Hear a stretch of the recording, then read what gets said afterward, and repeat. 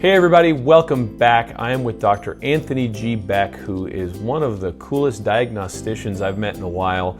This guy is good at getting in under the hood and looking at what is actually happening with our bodies. And it's a really important topic that I want to stay on today because there's so much we can find out with good labs, good diagnosis. It's like, there's this tendency for everyone, kind of poo-poo Western medicine and poo-poo all the algorithms out there. And they're just not realizing that there's really good medicine to be had if you could take the time and really observe what's happening with a patient in the encounter and troubleshoot, right? So welcome, first of all, to the summit. Oh, thanks, man. Glad to be here. The best company ever. I get the warm and tinglies. Yeah. So you have a kind of varying degrees. You've been around the block. You've studied the Western stuff, the Eastern stuff, and you've really kind of threw in the towel at one point and said, well, this crap doesn't work on its own, and neither does this, so let's find some sort of middle road, if you will. So tell us a little bit about that so we get to know you before jumping into the subject matter at hand. Yeah, sure. Well, I'm a country boy at heart. Grew up in North Carolina. Very meager, means single wide trailer. I raised ducks. That kind of fun stuff. Country boy, officially. And so the thing was we didn't have much. So for us, healthcare was how we fed our bodies and how we suffered through certain things or whatever home remedies mom or dad wanted to do to us, right?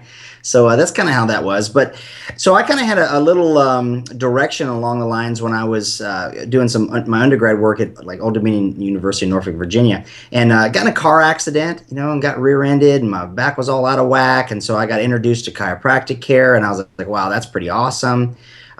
So just early on, my set was more of a sense of working with the body to help it heal using its own innate systems. My mom, she had idiopathic type 1 diabetes, so she had a bad doctoral care when she was younger. They gave her an overdose of steroids, killed her pancreas. So it was kind of like I wasn't disgruntled with conventional medicine, but I just kind of realized early on that it was an acute care model. In other words, when something's broken, we fix it. And I realize it's the best in the world for that. But what about chronic disease and things of that nature? And I was actually in food and beverage management for many years and worked as a chef for over 10, and that's how I put myself through school and medical school. So I always had a love for food, and I always knew that, man, it's how you feed your body that makes all the difference in its performance, what it responds, basically how it kind of gets down to, what your body's going to respond from that. So my love of food and nutrition kind of parlayed me into taking some of that brief background, the Cliff Notes, and moving me forward to that. So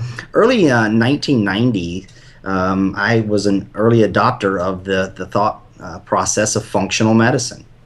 So as an early adopter of that particular mindset that the body is infinitely interconnected, that we should focus on the person more than the disease, and health is more than just the absence of disease. It's a positive vitality, and then everybody has a biochemical and genetic uniqueness. I mean, all these kind of things just was like, well, that's good old North Carolina backwoods logic. I was like, I can get that. You know what I mean? So it just kind of resonated with that. So I kind of looked at the body in a different way. But at the same time, I started doing an internship at a hospital owned by some nuns. This is this time fast forward and whatever, it's in another state. But long story short, I always saw that there was a tremendous benefit and blessing available from medical care, properly prescribed medications and things when they were done prudently.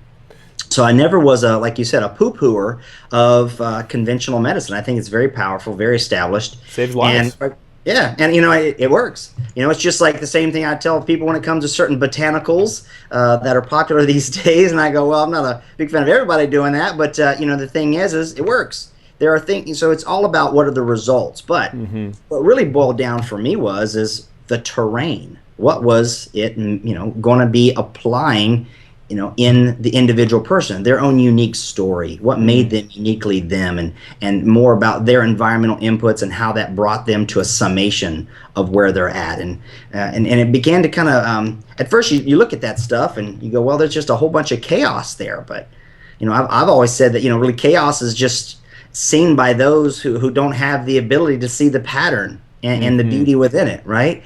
So I just begin to recognize patterns and put things to stuff because I'm always teaching myself and people in pictures. I give a lot of examples and things like that. Parables and stuff have always appealed to me. So I focused on the patterns. And I saw that there's a way to bridge the gap between more of an approach of conventional care and medications, the cut, slash, and burn, or that kind of stuff. But then also I also lived in Virginia Beach, where there's a great school there, a little Association for Research and Enlightenment. It's pretty popular. So I used to go down and get down with some of my weekly dose of what I call the fruity biscuits, where you kind of look at transcendental stuff and holistic things and eating stuff. So I wanted to make sure I was balanced. I wanted to get an idea of what I was working with and excerpt the things that we can actually apply. So I kind of got this well-rounded approach to it, but then I needed time in the trenches. Well, that's just it. And so let's talk about the terrain real quick, because that's a famous Louis Pasteur line, right? If I'm not mistaken, saying, look, it's not the actual the agent that you use, but it's the terrain that becomes the issue. Because when we're talking about my problems versus your problems versus someone who has cancerous problems, it has to do with what I walked in with, right? That's right. And specifically, in the movie, we talked a lot about the essence of the kind of original terrain, right? The origins of where we came from, all the gut bacteria that helped us coexist and thrive, and all the types of things that led us to be badass, right? Yeah. And as that is starting to diminish, what I really want to jump into is saying, okay, well, if you've been eating Cocoa Pebbles and drinking Diet Coke and taking antibiotics and really, drinking a lot of coffee and throwing off all your pH and all these types of things, what is it that we're seeing within the terrain of your average Westerner now?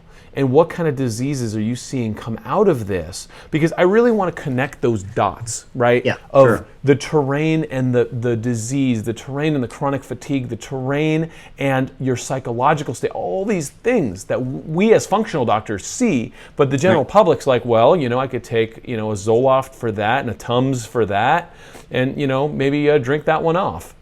Yeah. And they, it has that response. They do what they do. However, it's like, okay, well, I need money. I'm a poor, broke college student or, single mom or whatever, right? And it's like, well, I can go get money from mom or dad. You can get some money. Well, that's going to come at a cost. We don't know how that comes, right? Yeah. Or you can go get money from a bookie, and that interest rate really kind of sucks. And default plan, just really isn't the best to go with. But the thing is, or we can go, okay, well, can I really assess what decisions I made? It kind of goes back to the understanding that whatever culminates for you in your life is a summation of things that you possibly did or did not do. So that's that both. And so what you have to take a look at is, your body needs to be looked at in a way that it actually has way more involvement, and that it signals you in a whole lot of ways. And most of the time, we don't pick up its little subtle signatures and things that it wants us to do, because we want to live at the speed of life, and we love the convenience factor, right? Kind of like one of the things you were talking in the film is that Dr. Hyman, who I just love to death. We got hijacked in mid 1950s, and it was all about convenience, and that's what it is. Most what it boils down to, their choices are based upon convenience, not solid corrective action. So your body has an influence on that. So just like you can take kerosene, and it's great in a lamp or a heater. Now when you're broke in the country where I'm from, you sometimes use it as fuel in your car, so you can get away with a tank when really cheap. It's cheap fuel, but it has a repercussion on the engine. So just like foods that we put through our body, we can get by and survive, but not thrive.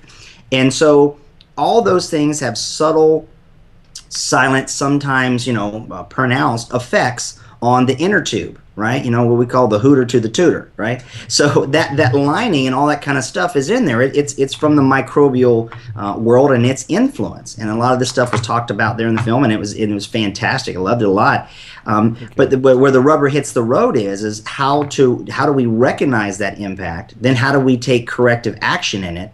But then ultimately, apply it to us, because there is a certain biome that's common to all of us. But yet, one of the things that I've developed over 20 years is my system of approach of using functional medicine. I call the 2-3-5-8 framework, or balanced protocol, and doing things in the right order. So there's a lot of things that we can do to prevent, treat, and reestablish it. But if you're not doing things in the right order, it's not necessarily going to get the greatest results. So it does start with the awareness part of knowing how it's impacting you, and having the candid conversation of these things that you were just talking about. They do have an impact. They do lend towards disease. You can't do both. It's the law of non-contradiction. You can't just say, okay, hey, well, soft drinks are healthful because they're hydrating me. Well, but at a cost, you see? So it's either in the continuum towards disease promotion or disease, resolution. So when it comes to the biome, that's where I personally believe, and of course, going back to that country boy thing I'm talking about here, we grew and we gardened. I mean, we got down in the dirt. And I believe that's the answer not only to our toxic bodies, but to our toxic worlds. Microbes are they were here before us, and they're there after us. And so they're really the solution. I think that's where we need to turn to with things when we take a look at biodynamic farming and things like that. We've always done a technique where we actually will take manure and you age it underground for a couple lunar cycles. We're starting to get little fruity biscuits there. Then you take it out, we put it in water, we vortex it, we spin it, and then we spray it on our plants.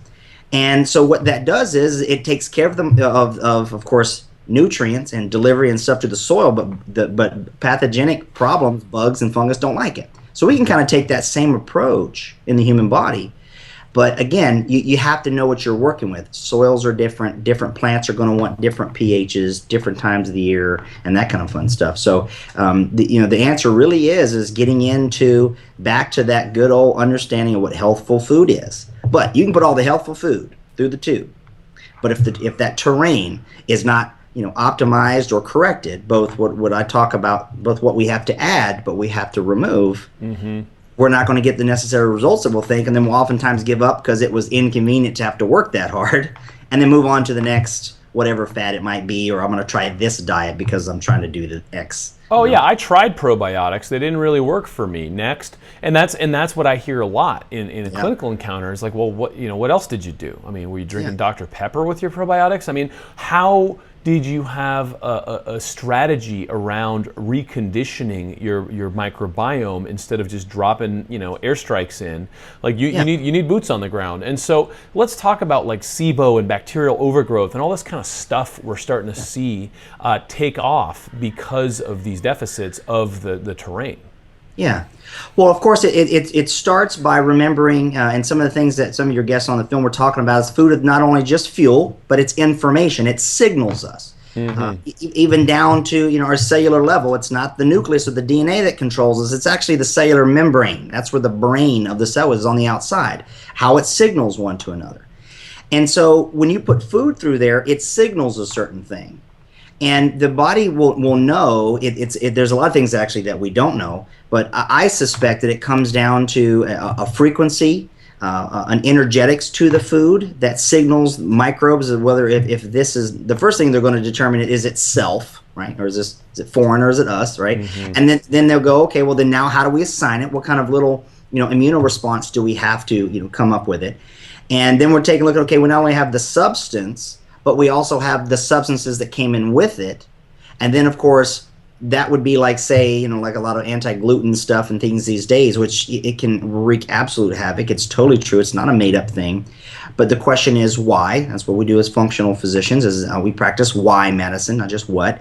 And so we want to go, well, why? What did it mean? Was it a chemical residue on there? Was it, pathogenic bacteria or fungus or molds or things that came along with it that made it have a mistaken identity? So then over time, that impact and that response to that food, there's an exchange. There's a chemistry, there is a biological reaction, and then over time and repetition, different segments of the inner tube will lose their symbiotic relationship to food and themselves. And they do that in response to maybe convince us to say, hey, listen, stop putting that through here. But of course, we tend to want to just suppress that. So like when you have, like, say, like a SIBO or small intestinal bacterial overgrowth, sometimes it's even a probiotic dysbiosis, not just a pathogenic bacteria. It could be good bacteria of an imbalance. Because when I do clinically is I'll actually take a poop sample over, well, I don't do it, but the patient gets to do it in the comfort of their own home, and sample it over a couple of days, and then we'll take a look at the different phylum, or what areas of these classification of these bacteria looking at. We're looking at hundreds of them, and we actually do it through DNA PCR testing. So we're actually DNA mapping the individual's microbiome. And so then what will oftentimes happen, these patients say, well, true story, hand to God. Just today, had a patient go, they're working through the protocol, and he goes, well, the next thing is, you said we're going to start working on some fermented foods and stuff. So I went down to Whole Foods, and I got some kombucha, and I got some sauerkraut. And I went, well, those are not the same as if you make it yourself. And you have to know a couple of things before you introduce those. So again, there's a lot of people who say, well, I took probiotics. That's like saying I rode a horse. Well, there's different horses, okay? Like, I'm never going to do that. I got bucked off. Well, how old was it? What temperature was it? Was it a workhorse? Was it a thoroughbred, right? So I see that a lot clinically, is we talk in generalities of a probiotic, and A, did it work, or B, did it not? Mm-hmm. Well, that's a big floating matzo ball out there, man. Well, I mean, it's like, well, how many strains were in there? Was it histamine producing, histamine degrading? Was it balanced, right? Was it just a couple of strains? What was the dose? What was the frequency? What did you do in the foods that you were doing? There's a whole lot more to the recipe than to just say, hey, I took some acidophilus, or I took these 4 strains. So, yeah, that actually brings us back to where you started, which was gardening. Because, the metaphor that I'd like to just paint here for a second is somebody told you that broccoli is cool, right? So you just dumped a bunch of broccoli into your yard hoping that it grows. Well, did you water it? What are the weeds? What's going on, right? And that's what people are doing with acidophilus and bifidus. It's like, okay, broccoli and kale, that's my garden. And so, there's no tending the soil. There's no taking care of any of the other organisms that are there. There's no mulching. There's nothing. And so we just keep dropping broccoli and kale in our guts thinking that's it. Yeah. And it's not that those things are bad. I mean, because one of the things when we get to why is there's other testing where we actually do what I call it's called a lymphocyte response assay, where we actually take your cells and we call it an ex vivo, and we'll put them in little wells, and we'll look at them in the presence of these foods. And then sometimes people are actually immunologically reactive to coconut, avocado. What? I mean, are you kidding? Could you imagine, right? So I'm so glad I'm not. But the thing is and that's the case, kind of like, our mutual friends, Larry and Oksana over at Be Well Buzz, and they've become patients, and they were doing a lot of things right. And you assume that, hey, I'm taking this and these fantastic, medicinal mushrooms, and I'm taking these supplements and this and colostrum and all these fun things for the gut, but yet they're quite not at the top of their game. So I'm like, okay, well, I don't know. I don't practice crystal ball or cookie cutter stuff. I have a framework, but I need data, personalized clinical information on you, filtered through your unique story and environmental inputs. So we sequence their biome. And lo and behold, I got authorization, I can say this, they had a pathogenic bacteria in there called Klebsiella. And Klebsiella is a nasty bacteria. And quite frankly, its mortality rate is greater than that of Ebola. Fact. So the thing is, but it's laying dormant. It was asymptomatic. So it wasn't necessarily having the things that Klebsiella pneumonia would actually do, but here's what happens. It's waiting dormant. These bugs, they're basically waiting for their time for our residents to get down, dose of partying, suppression with a nice sugar meal, maybe some alcoholic beverages and things like that. Work stress, divorce. Right, all that stuff. And then all of a sudden it goes, okay, your natural protective chi is now not in control here, and I got to repopulate. I got to keep perpetuating myself to the cosm of the world, and it raises its ugly head, and it can cost us our life.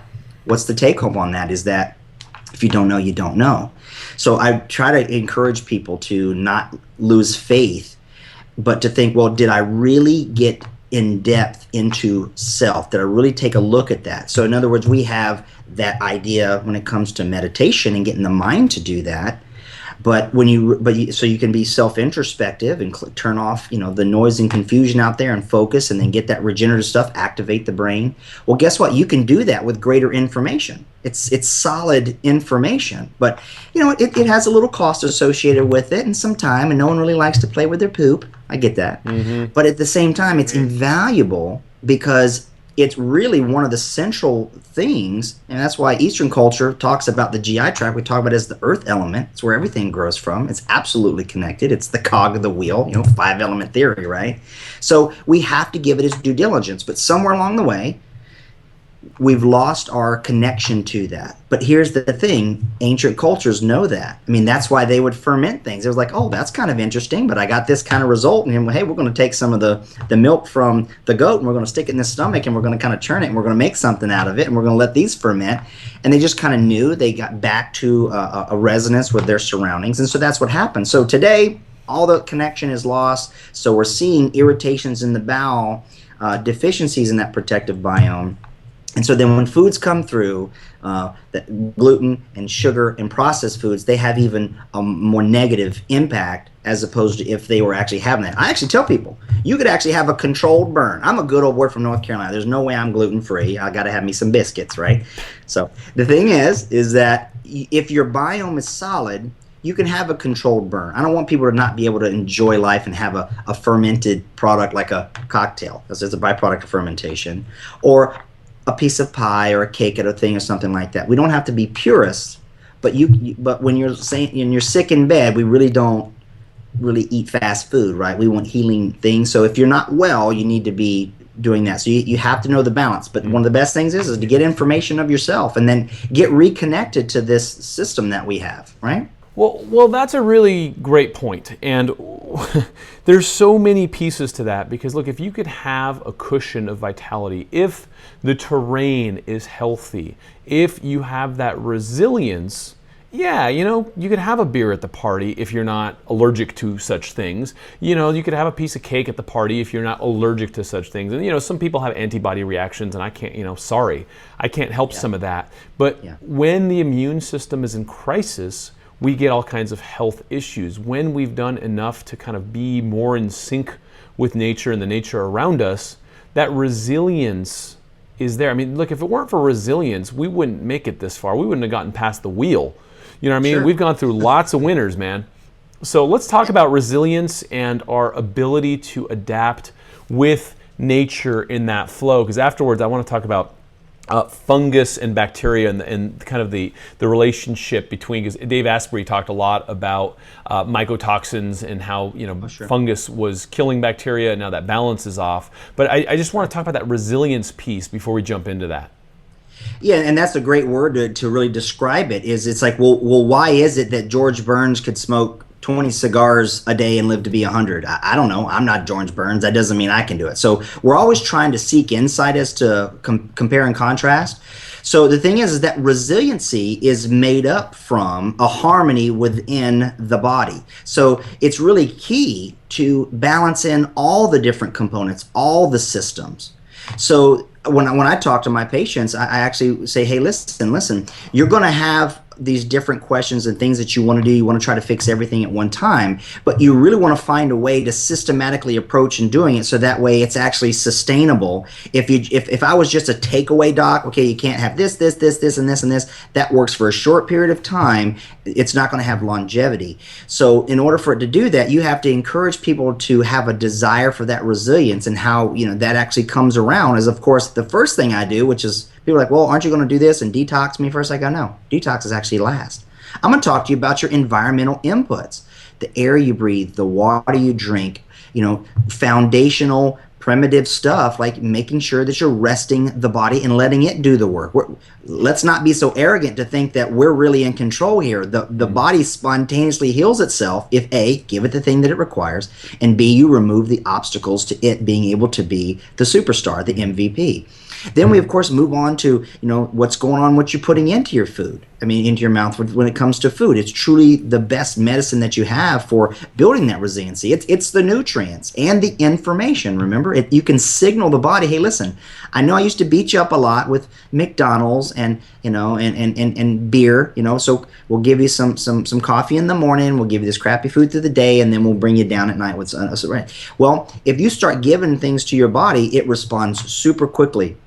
And it's dying, right, to perform that way. And then you got to get the mindset in there. You got to have some time to turn off these distractions in your life and allow it to, take that finite cellular energy that we have and get it up to a command and control center that will signal the body to do different things hormonally and stuff. But remember, all those chemicals it needs were made from the food we ate and the microbiome that govern the actual processes that gave it to it. So it's that symbiotic thing. I'm a big Star Wars fan, so I think of it as midichlorians, right? And the more that you move forward in your training, right, the more powerful you will become. And so when we start to command our environment and enjoy, get back out in life, sunshine, air, dirt, healthful food grown in the same environment, right? If you want to be healthy environment, eat healthy and vibrant things. Get your mind there, signal it that way.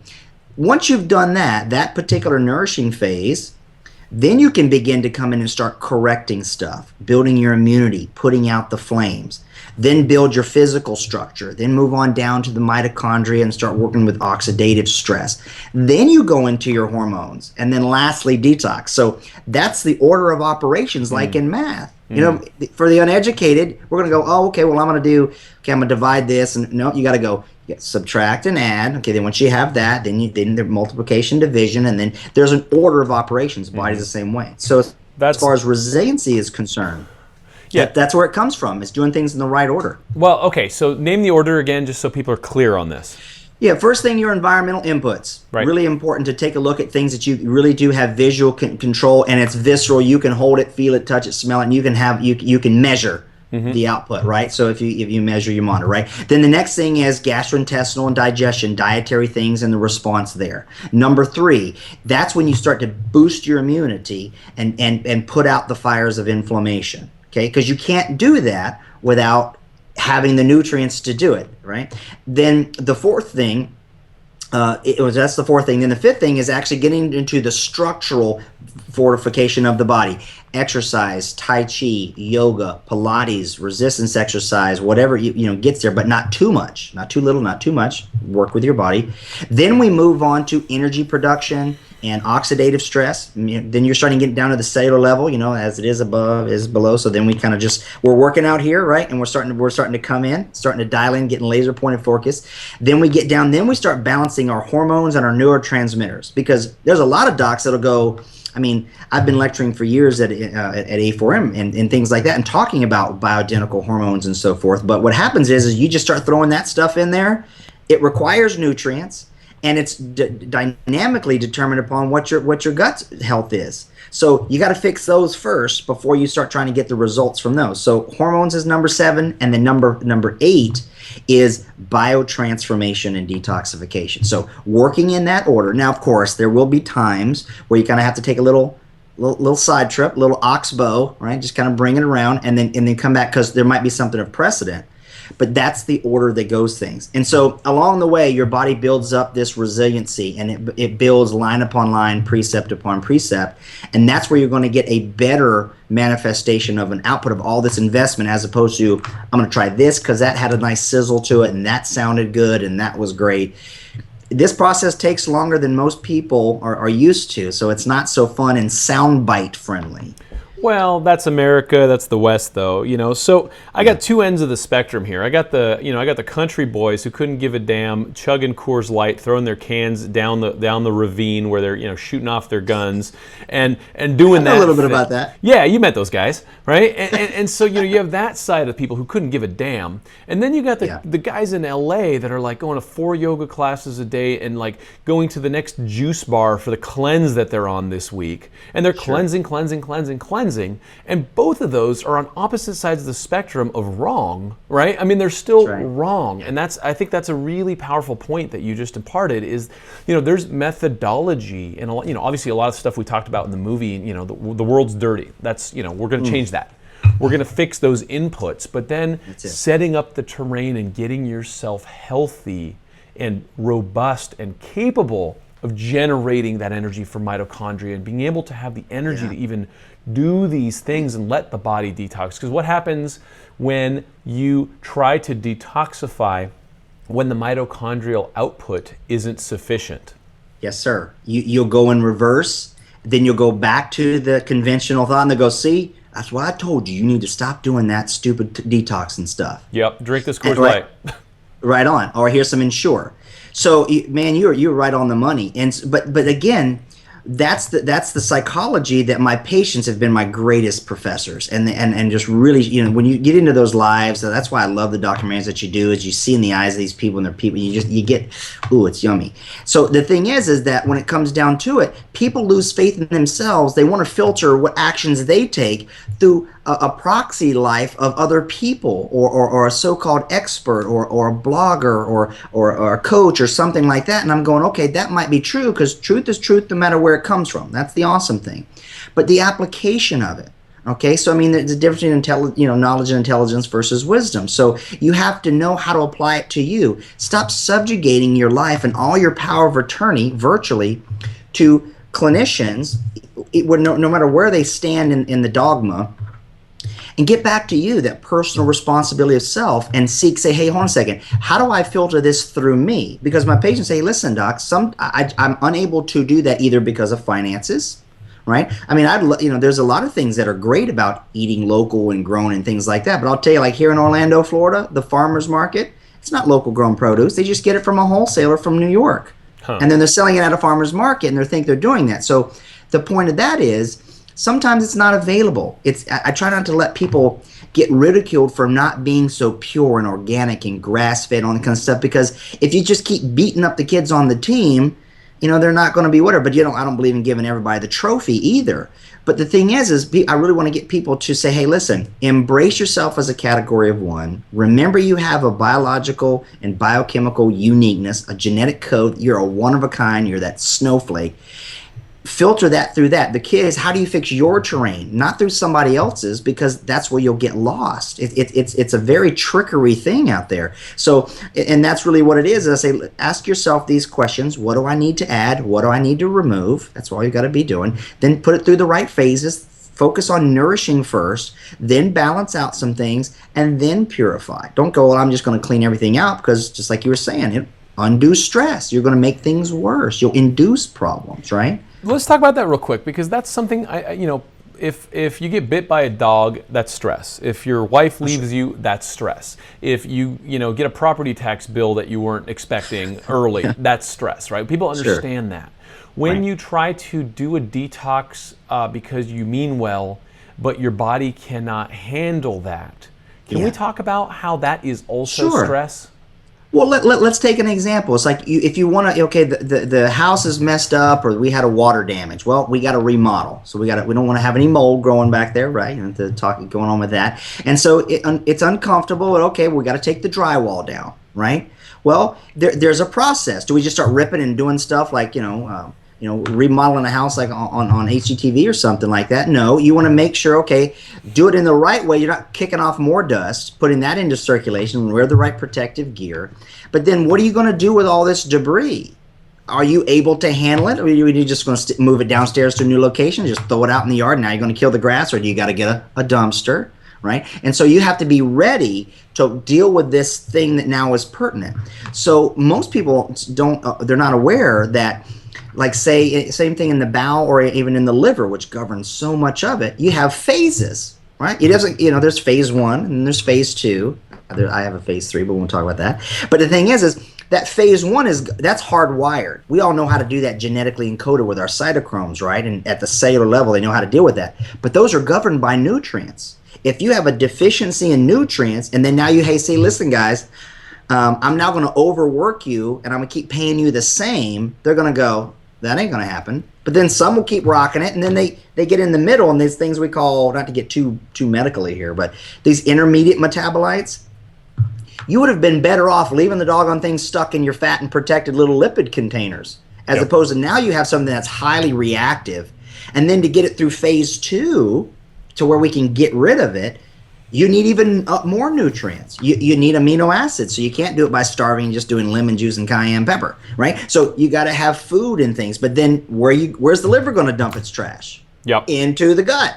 Now, if the biome isn't right, if those microbes aren't there to digest it, you're going to have problems. So then that can kick off hormonal reactions. So That's really it, is well-intentioned. Like, people oftentimes confuse, they use these two terms, cleanse and detox. Now, for me, they mean two different things. It's kind of like my car is dirty and I go power wash it. That's cleanse. That really didn't scrub it off. That's not detoxification, or I use biotransformation.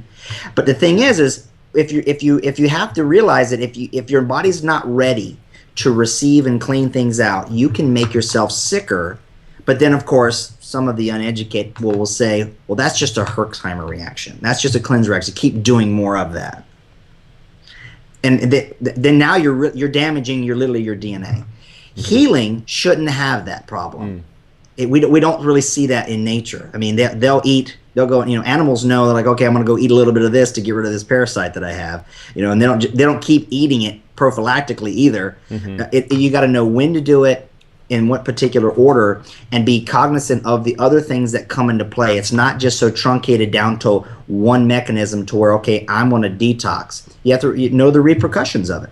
It's funny because the animal has this kind of internalized intuition as they're kind of connected with their inner nature and mother nature, where they know how to self-medicate. And we came from that, but as we got more and more abstract and kind of wrapped up in watching the Kardashians or whatever dumb thing is on TV, we've gotten confused, and we don't know when enough is enough.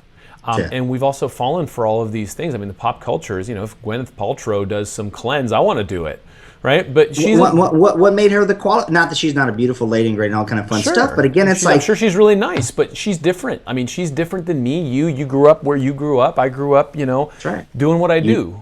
Yeah, and then we really just abdicated that power to what I call the lab coat and stethoscopes. They don't know either. I mean, if you have a doctor that says, I don't know what we're going to treat, we don't know why, but okay, well that's a very important thing. So it really comes down to people getting their power of attorney back, I call it, just really saying, hey, listen, I'm in command and control of myself, and that love, and look at it from a different, paradigm of, hey, listen, I don't have to do things that other people are doing. You can gain inspiration from that, of course. However, you got to filter it through yours. So it comes back to that terrain word, and what can I do to command and control that? Well, start with the simple things, and then create a movement even within your house, because we have families, right? We're dads and stuff, and it's like you can't just have, oh, she's just on another, smoothie for breakfast click, or he just wants. No, you want to get them involved. You want to change the mindset. You want to get your youngins involved in things like that. If you want them to try juice, you don't go, here's a shot of wheatgrass. You have them grow the wheatgrass, stick it in the thing, and then now it's theirs. They take ownership of it. They want to do it. Same mechanism for you. When we go to look to turn to all these pills, potions, and powders, some of them can be very helpful, and we negate the basic work, right? What's going to happen is we'll get lost along the way, and we'll look to whatever light we might be able to see. But we even know in nature will use a light to bring in, a prey to the predator. So you have to be, mindful of those analogies, and that's why I say, look, nature's the litmus test for truth. That's where our direction needs to come back. I think it's where the solution's going to come from. I think it's that getting back to our origins, in the sense that not that we have to live or act like cavemen or get so primal like that, but the message, at least what I'm getting from it, and I would love to resonate, is that what's really important. Everything else is just stuff. I love that in the film that you said that, when it really comes down to, when you got food and shelter and things like that, that's really what it did. Most of our stresses is because we just want stuff. That's the reason why we oh man, I don't want to have to go and slice up a potato, grill some meat, steam some vegetables, so I'm going to go to X restaurant. Arby's, right? Oh my gosh. Yeah. But it's Chipotle, it's health. I'm like, so, but you lost something. Well, here's what you also did. You lost the opportunity to have a meal. Squat down in the sand around the fire, proverbially. And remember, we used to break bread. Remember that? Remember, everything is just, we've lost all that. And again, it's like we stopped cooking in the home and the art of food. I mean, I get excited. You want to see me get excited? We'll start talking about food. I'm like I'm like a fat boy trapped behind a six pack, you know. I just love food. I mean, I'll splash on celery juice as an aftershave. Well, actually, that's kind of true, but I don't do a lot of that. But the point is food is lovely. It's energetic. It brings people together. The taste, the smell, the feel, the communalness of it. People got to fall in love with that. And guess what that is? That's that environmental input. See, that's why it's important. So you're getting the environmental input, you're getting the food going through. See, we're going number 1, number 2, number 3, the mindset and the spiritual aspects of it and things. So see, that's that order. I just started to see this pattern, you know, the little Fibonacci golden spiral that repeats itself, you know, this fractal geometry that's out there physically. There's also a mental / spiritual portion of it too. So getting back to those roots and origin, I think is really going to be the catalyst, and we'll find fun in it again. You don't have to give up the digital age. I like that too. That's totally true. It helps us with accountability and a lot of fun stuff. But if we really want to get back to that resiliency and bring it up, I think we need to get back to our basics of self, family, environment, and things like that, and just really let that be your rebounder, right? That's the true trampoline we need to be platforming off. Amen to that, man. And you know, I've been doing a lot of this conscious capital work. Like I come from the Dr. Monk side of the equation, right? I know. And now all of a sudden we're doing all this work trying to, get companies that are doing the right thing profitable and helping them get out there and really, voting on the good guys. And, one of the first things you do when you go into a company that, is kind of lost and, not really doing things right is you look at their expenditures, you look at their deficits, you look at where, they're bleeding. And so most... a balance sheet and a P&L, and then we'll go from there. Yeah, what's black, what's red, right? Exactly. Right. And so then you start going into looking at people's lives with a similar type of metaphor or superstructure, and you're like, wow, crap. So where are your deficits? Where are you bleeding? Why are you getting exposed to lead in your lipstick? Why are you getting exposed to, bisphenol A through those dumb water bottles you keep throwing into landfills? All of these things. I mean, it's just like the first place to start is the obvious place, right? Which is why are you losing vitality here? Mm-hmm. And again, that's true. See, all that's there and people are aware. But here's what my patients have taught me is like, okay, that's all well and good. And there's a talk about things, but where are the corrective actions? The calls to action. Well, what can I do? The rubber hit the road. What can I do? And sometimes the journey is just too overwhelming. They don't understand about the first step, second step, that kind of a fun thing. So what I do is I try to explain to them and say, listen, calm that noise and confusion. Here's a framework that I would propose that you work through that matches a pattern that nature provides, but then also what I've seen play out in tens of thousands of patient encounters. Hey, I'm gonna hold you right there. Let me go grab my. I think for some reason I went through 68 power on my thing, so I got to get my power cord. Yeah, go for it. Minute 43:59. His power is starting to run out, so he's running to grab it.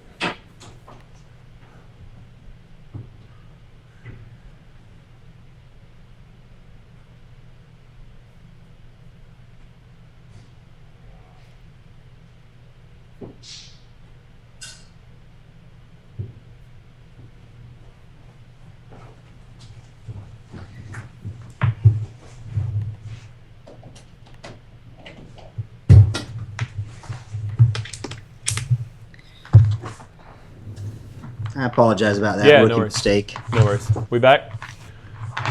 We plugged in? Yep. Yeah, okay. Good. So 44, starting again. So now if I'm one of the hundreds of thousands of people listening to this thing, right, and trying to figure out, okay, well, where do I start? Let's go there, right? Let's figure out like what steps. I mean, I know you've laid them out, but I want to really make this simple so people can start walking that walk immediately. And then one of the things I know a lot of people are wary of is like, yeah, I went and talked to my doctor and they didn't have time for me and they punted me. And there's no good doctors in my town or whatever it is. I mean, there's very few doctors that think this way. They're all stuck in the drug dealer model. And so how do you go into a model like this if you live in Wichita or Orlando or something like that and you can't find access to a doctor that can kind of partner with you in this? Yeah. Well, the good news is we're in a virtual world, and the vast majority of my patients I actually see virtually. But the thing is that's a fantastic question. Well, that's where it's simple. Is the first step is accepting yourself as a category of one and saying, listen, I do know that I can make solid corrective actions in my life, and I'm willing to do that. and I can kind of turn off that noise and confusion. So the first thing is to get into your little tangible environmental inputs is what I refer them as, and think about, well, I want to stay away from certain chemicals and things like that, and all this stuff is all, summacious, but it's like, okay, well, start with your water and the quality of what you have to have every single day.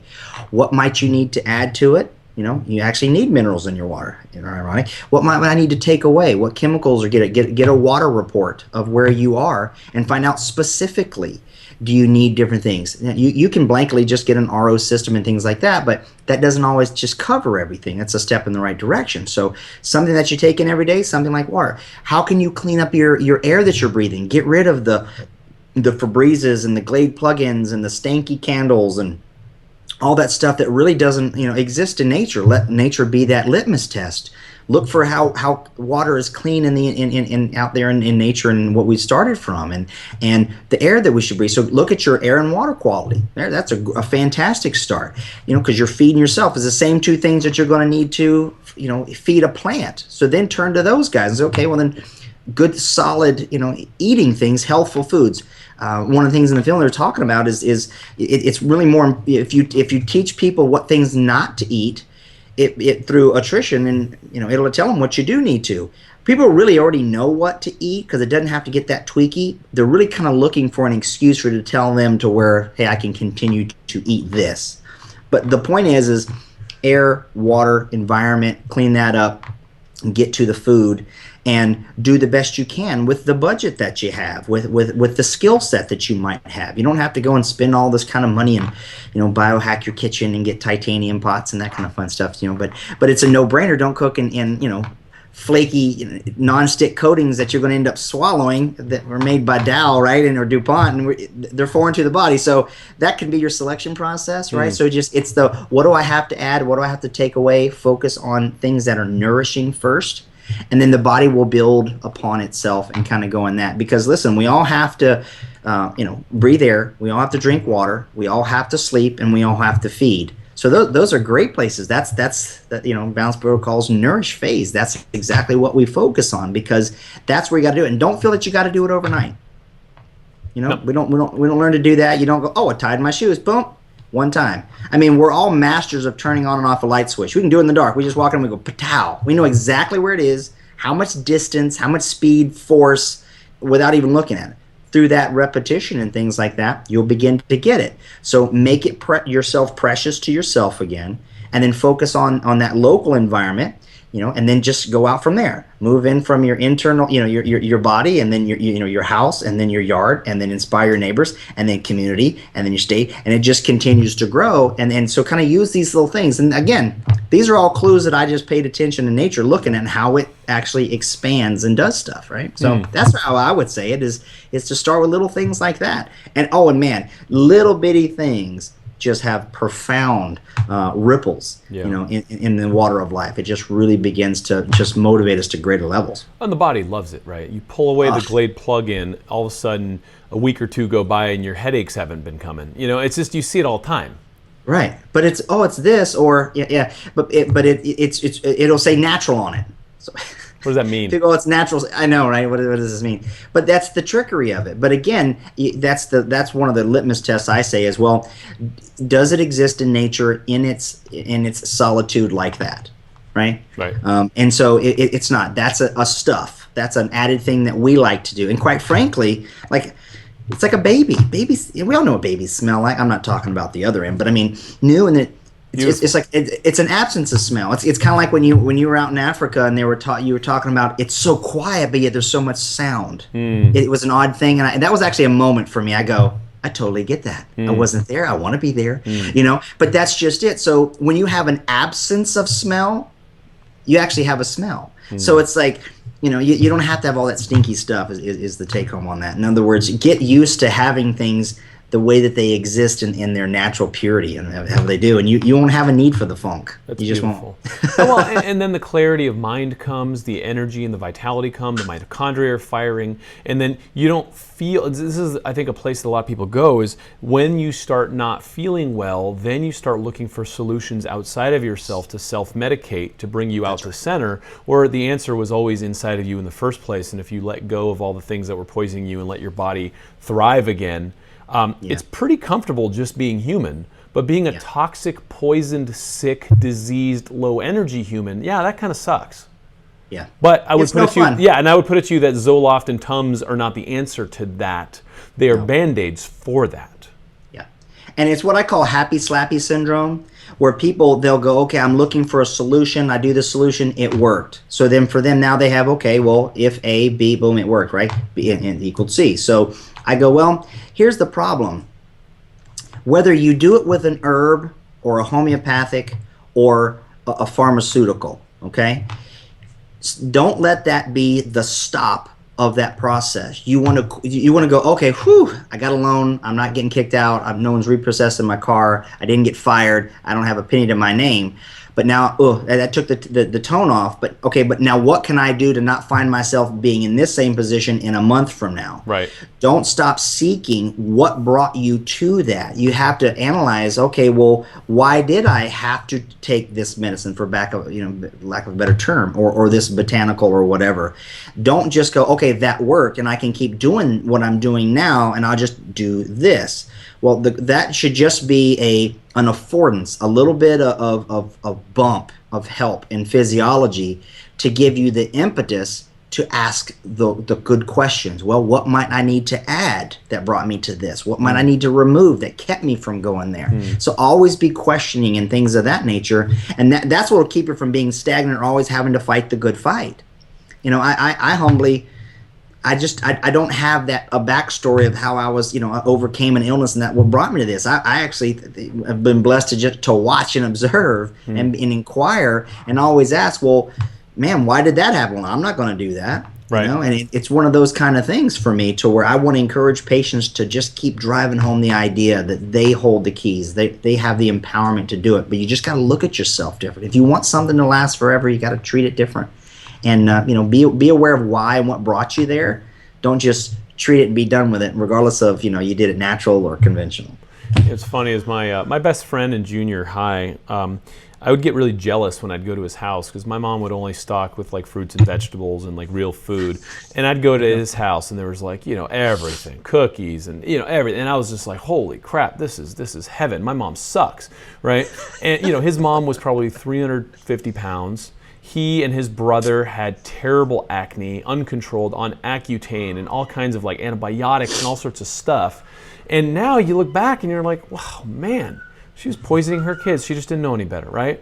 And so, she had to have a lap band surgery. And like all the things that happened in the medical healthcare system started in the freaking grocery store for this family, right? And so that's where you clean up your environment too, guys. Is, like I think Dr. Junger said it in the movie too. It's like, the edges of the grocery store, the periphery is where you get the vegetables and the poultry and the meats and the things that resemble nature the most. And all that packaged stuff in the middle is just not worth eating, right? Eat real food. Doc, I mean, we could go on forever. I really want to follow up with this. I know you got some programs and protocols that we'll actually put into the Green Friday Marketplace because I just love what you're doing. Tell people how to find you, please. Well, the easiest way is DrAnthonyGBeck.com, DrAnthonyGBeck.com. Easy. And I have several interfaces there. They can literally click the button over on the right and speak pipe and leave me a voicemail. I'll actually check those and they can ask questions and I'll put them on, and then they can, ask me a question. I'll cover it in my podcast, my iTunes show. So I actually do it. I don't have, ghostwriters and all these kind of, different, people. I actually get to it. Give me a little bit of time, but right through the website, there's also a contact page there. So that's really the easiest, and then of course you can find me on Facebook, .com/DrAnthonyGbeck, and I'm there. So they're always more than willing to reach out and things of that nature. Fantastic. Well, you, sir, are a gentleman, a scholar, and a funny guy. I really enjoyed this. I'm looking forward to more of this. Guys, check out his site. And Doc, thank you so much for your time. Thanks, Doc. I really appreciate it. It was a blast. Anytime. Thank you.